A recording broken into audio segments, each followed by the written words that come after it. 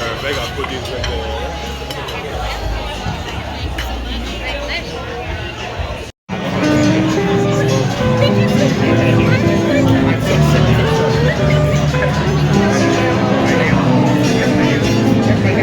I'm attempting to make the Earl's spinach dip for the first time.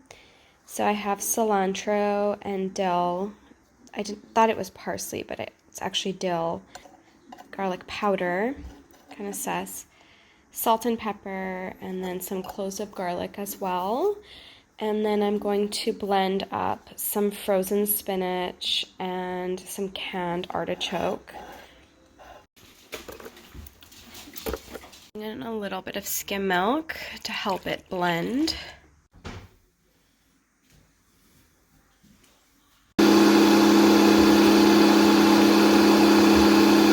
I had some leftover molasses, so I decided to make some ginger molasses cookies.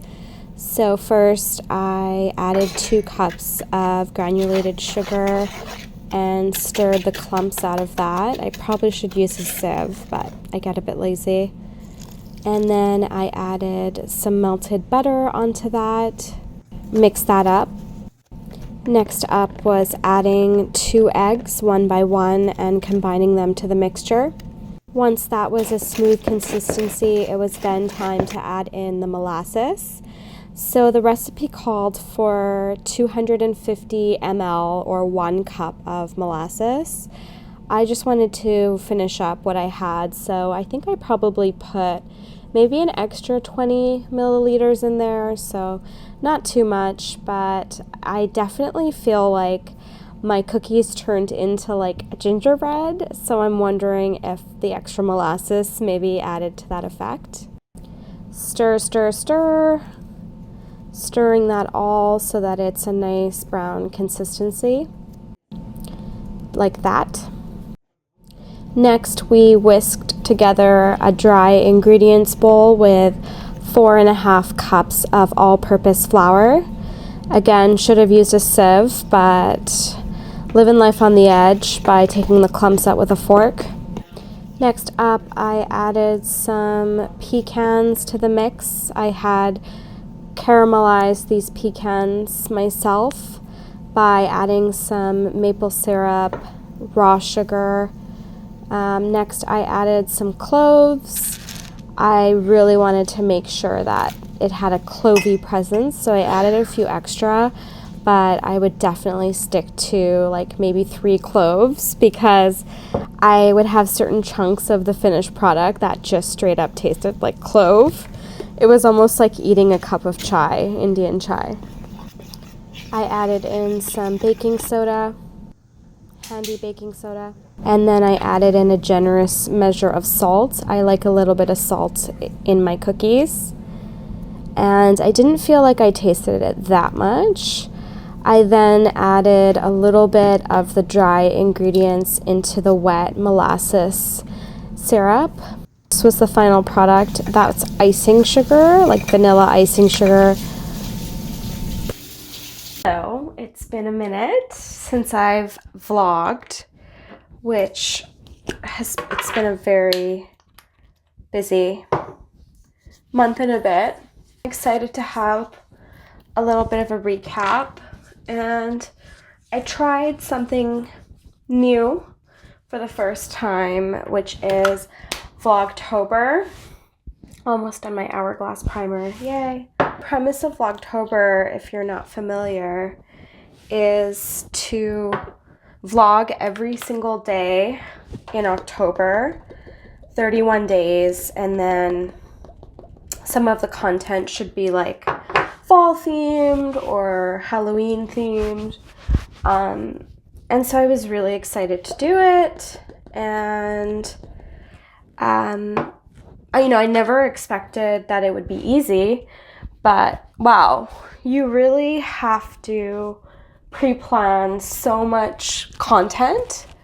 And so I ended up doing 14 out of 31 days, so just under half of the vlogs. And I found that basically shooting and editing on the same day and doing like, you know, the descriptions and SEO and promoting your vlog and trying to work on top of that, it's very challenging. So I'm very happy with how my results turned out. And I think it's just reflective of, you know, having a perception change, because normally, like, the past me would be like, oh my God, I didn't hit all 31 days. That's considered a failure. Like, I can't believe that. Like, I wasted so much time. Whereas how I really feel is, wow, on my first try of something, I have 14 days done. And now I get to look back at my first Vlogtober. And, you know, I'm very proud of the videos that I was able to do, like some fun fall trends, some vlogs. I made Thanksgiving dinner. Like, it was like a really fun time. So I think that the lesson there is it's all about perspective. And the second lesson is that you have to really prepare. And someone that I watch who I think did a fabulous job is Xenia Adonis. Xenia Adonis. But I think she did such a fabulous job, and her content was very beautifully shot and edited, and you could tell that there was like a lot of thought put into it. And somebody who I felt did a really great job was also Jasmine and James. They like do dances. They're Australian.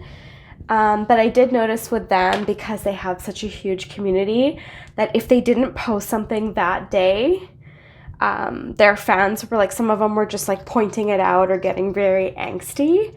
So I think, and then they got like a couple days behind.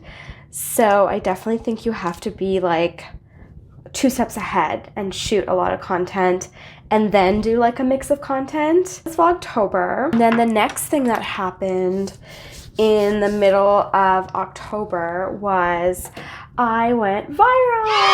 Yay! I made a video and it went viral, and I'll link it down below because I also put it on YouTube. But where it went viral was on TikTok, and that does not surprise me at all, because I feel like the community in TikTok is like super connected, and it's not that hard for people to find and interact with your content compared to some other platforms. I think YouTube is pretty good as well.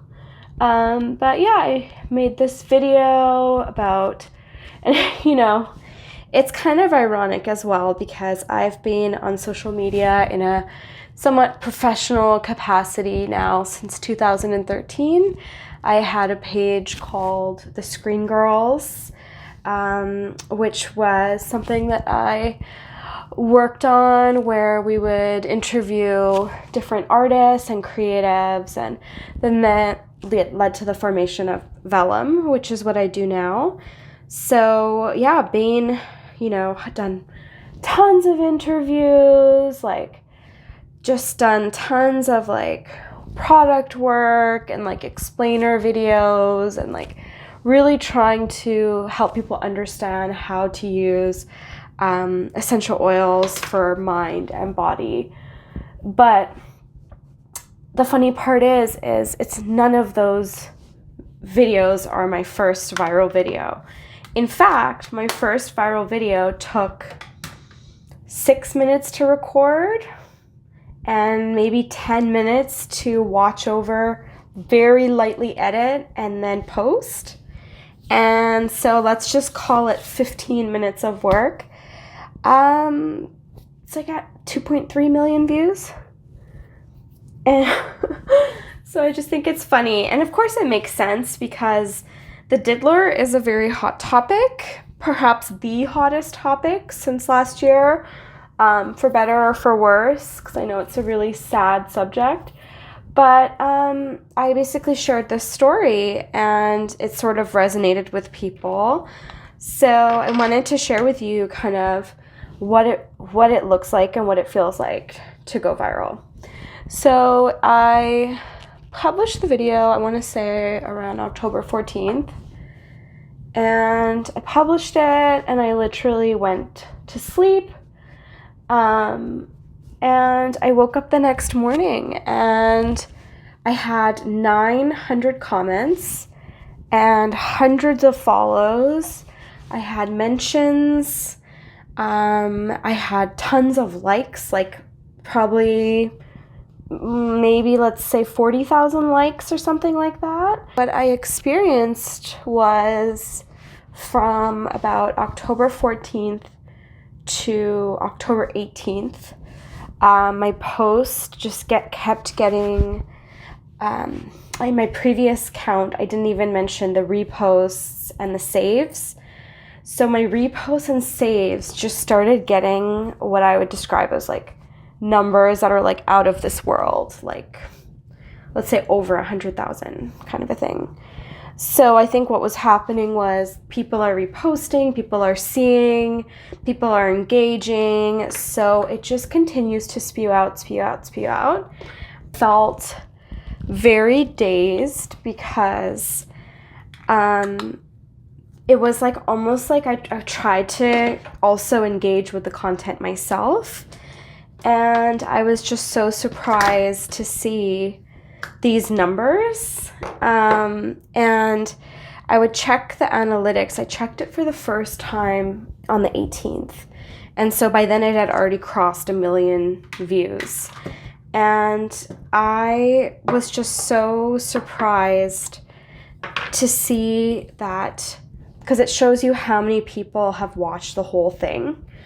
So if we just equated that to like real life people coming into like a town square or something and just listening to me deliver a 6-minute dialogue, then I basically spoke to a small country.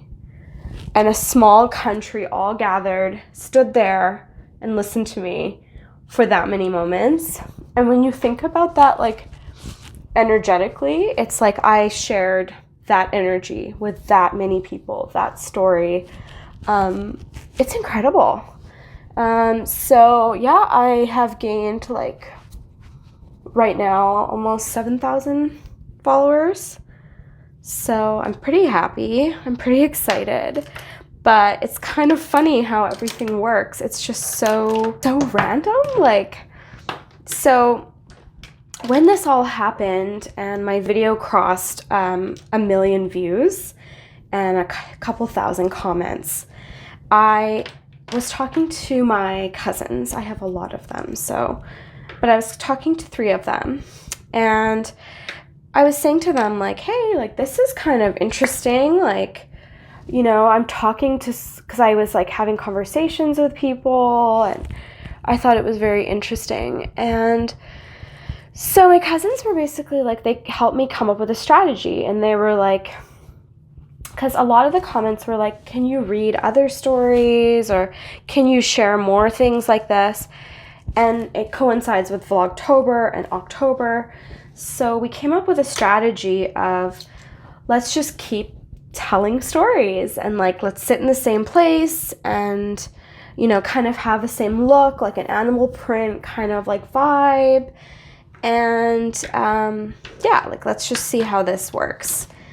And so I said to them, you know, I want it to be somewhat authentic, like things that I genuinely find scary, because the Diddy story was a scary story. There's a story I read on Reddit, and it was called The Smile, or something about my wife is like peering at me, and it's like scary. But basically this guy's wife is normal one day, and then she starts acting really weird. And at first he goes along with it, and then it moves from weird to like dangerous. And so I thought that this story, which genuinely terrified me, in the middle of the night in the same way the Diddy story did. I genuinely thought this would be a very sort of entertaining story, but I thought that it was even better than the Diddy story because it's not real. There's real sort of victims in the Diddy situation, where in this it's like fun, right? Because it's not real. It's like almost like supernatural kind of a deal. So I record it, and it's way longer when you read it out than it is when you like can read at your own pace kind of a thing. So it ends up being a 40-minute video. So I'm like, okay, I'll split it into 4 parts so people can come back, and I'll split it into 4 days kind of a thing. And then that's 4 days of Vlogtober. Perfect. So I'm really excited to do this. And I'm just like so pumped. And, you know, it's been really nice to have a community to engage with for my previous posts. So I'm like, okay, amazing. So I record it, I edit it, I upload it, and then I go to post it. And I post it to YouTube, and it's totally fine. And then I post it to TikTok, and I'm gonna go for dinner with a friend. So I'm like posting it, and then I get ready, and then I drive, and then I'm at dinner, and then it's dinner wraps up. So I pull out my phone while we wait for the bell, the check, if you will. And so while we're waiting, I'm like, let's see, like, I hope people like it. And I, instead of that, get a warning from TikTok and a number to a hotline. And basically telling me, like, if I'm contemplating something, that, you know, I should talk to someone about it. Warning, so there's no action being taken against my account. But hey, if you do this again, basically, you know. So I'm like, oh my God, like, because there wasn't even anything in there. So I'm like, it just totally scares me. So I'm like, okay, the first thing I'm going to do when I get back is I'm going to like listen for what was offensive. And, you know, it was the stupidest thing. So basically what I said was, the guy was describing his wife, and what she would do is she would peek out of a corner, and her hair would be, what is this called? Not dangling, but the word that starts with an H. So all the text was describing was somebody literally popping out like that, and how their black hair was Hing. So just because that word was in there in a way that made sense, but had a different meaning, because the English language has different meanings, that was enough to trigger that warning and that recommendation to talk to someone. Not good. I also feel like it's been really fun, and I feel like I found my niche, and I'm really enjoying it. If you are on TikTok, please follow me. The link is in the description, and then you can see all of the craziness of the Diddy post for yourself. But I also find it's funny, like, what takes off on TikTok versus YouTube. So, very interesting. And I don't really post much on Instagram. I like to use Instagram for photos and just staying in touch with family and friends. And I think I've also become like a meme account, kind of. Oh no, I was gonna use this lipstick, but I'll just throw it out. I don't know. I don't even know. It's from like a Sephora sample, I think. Other thing that's been new with me is that I went to Mexico. I went to Mexico for my cousin Deja's wedding, and I have posted a vlog of my trip. But honestly, sometimes it just can't even encapsulate a moment, but it's taking video and photo is the closest way to like freeze a memory. But living in here is just a memory of like the most fun days. And we had a haldi ceremony where we all wore the same sort of shades, and it was right in front of the ocean. And then there was a Lady Sangeet, which again was timed with the sunset, and it's outdoor with a view of the water. And then the wedding was incredible. It was also ocean front. It was very well ventilated. They had fans, they had covering, and then they gave us like individual fans. And then we had the reception. And then I'm gonna throw in this like random night on Friday night when we went out, which was like so much fun. And it was just perfect. And so we stayed at a resort in Cabo. And then we spent 2 nights in San Jose del Cabo at the JW Marriott. And it was just a different vibe. Like the resort was beautiful, but with the resort we stayed at was a Grand Americana Fiesta. And it's like, as soon as you leave your room, there's like this like noise of like kids playing, pool activity microphones, music playing, people splashing around, the pool bar. Like, it's just this like kind of like chaos, almost like of like this like of like the music. And then when I got to this other resort, it was like you could hear a pin drop. Like it was Japanese style architecture, almost like an Amman style property, with like heavy wood walls separating different areas, and then just incredible views of the ocean. But everything was quiet. It was so quiet.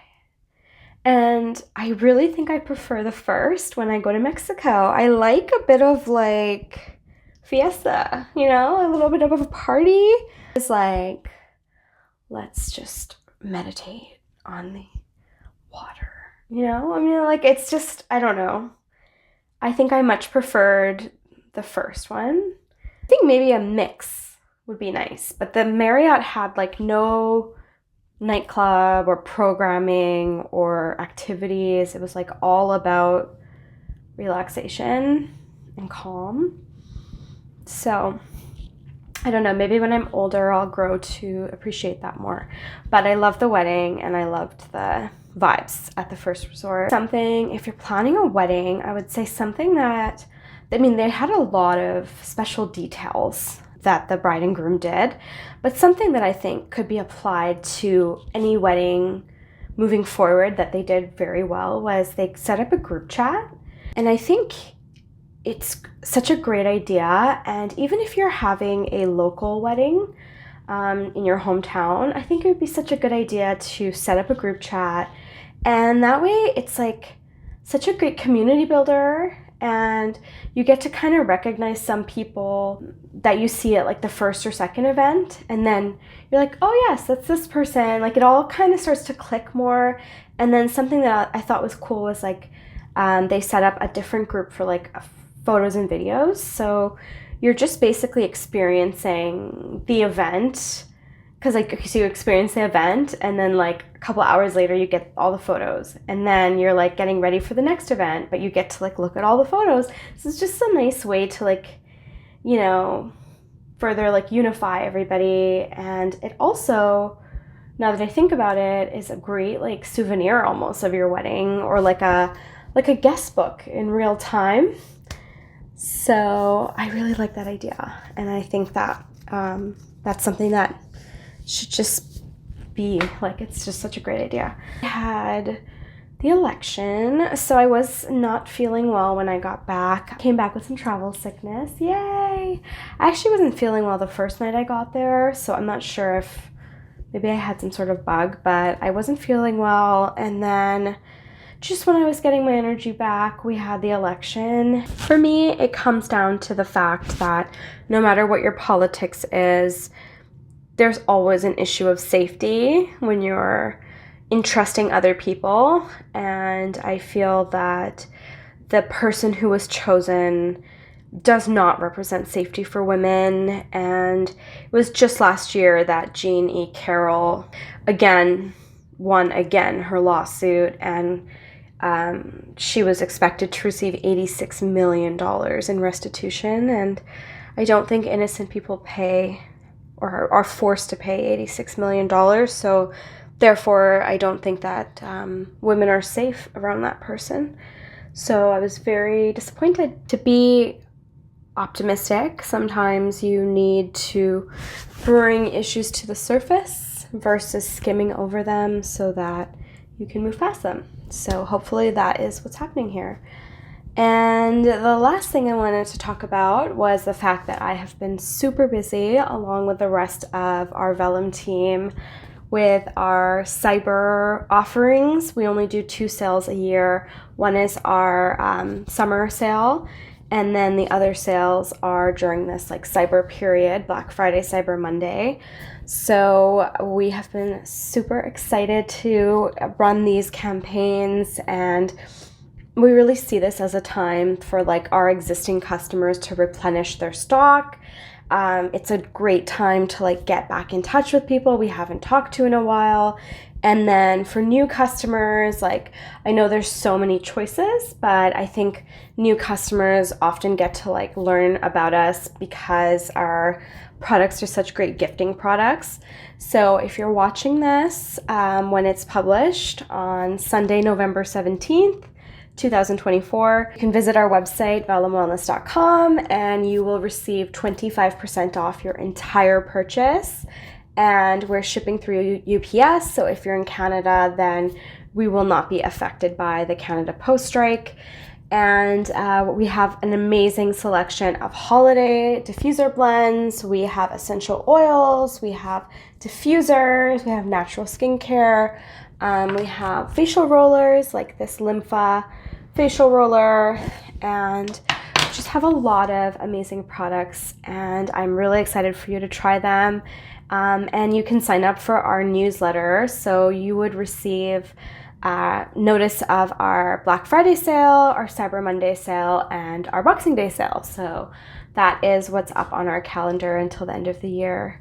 So that is honestly my whole life right now. It's really crazy to run such a seasonal business where so much revenue happens in like 44 days. So yeah, I'm running on excitement right now, but I'm sure my excitement will turn into like a mentee bee soon. But right now I'm good. I'm having fun. So that is what's new with me. And if you get a moment to check out my Mexico vlog, that would be awesome. I will link it. And I hope you have a great rest of your week. And I'm excited to see you again next week. Please subscribe and follow.